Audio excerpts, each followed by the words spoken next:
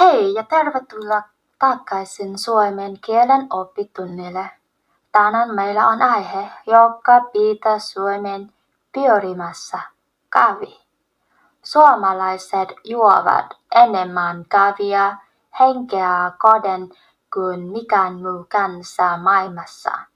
Se on rituaali, energian lähde ja sosiaalisen side. Tänään opimme, miten puhua suomalaisesta kahvikulttuurista. Kuvittele itsesi aamulla keittiön tai työpaikan taukotilan. Ilmassa on tuoreen kahvin tuoksu. Päivä ei voi alkaa ilman sitä. Kahvi on mukana työssä, juhlissa ja jopa luonnossa. Se ei ole vain juoma, se on asenne. Ja se on jotain, mitä suomalaiset todella tarvitsevat. Rakastan kahvia. Tällä lauseella voit yhtyä kahvin rakastajien kuoroon. Se on usein vilpitön toteamus, jota käytetään silloin, kun nautitaan kuppisisesta.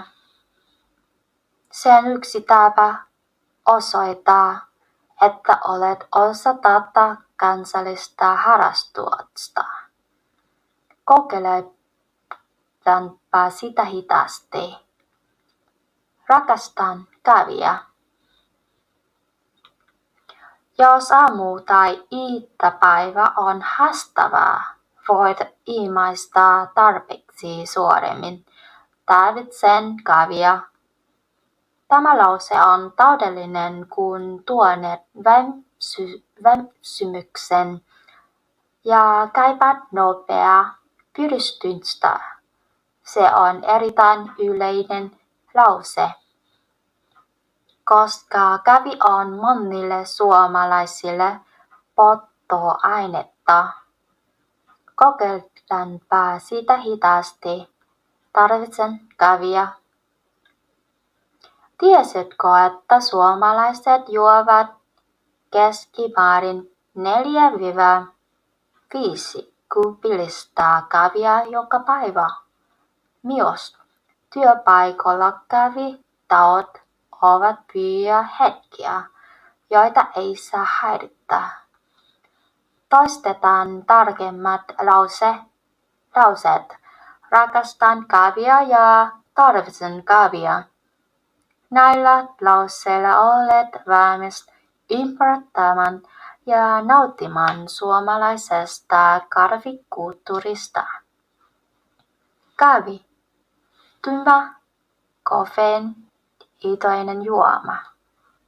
Kohvi. Kuppi. Astia, josta juodaan. Cup. Tauko. Lyhyt pysähdys työssä. Break. Piristys. Virkistys tai energia. Boost. Pick me up. Riippuvuus.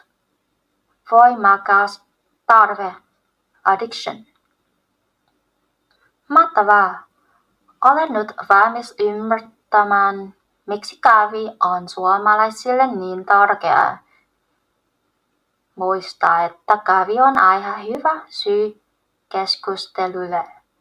Kiitos, että olit mukana. Nähdään taas.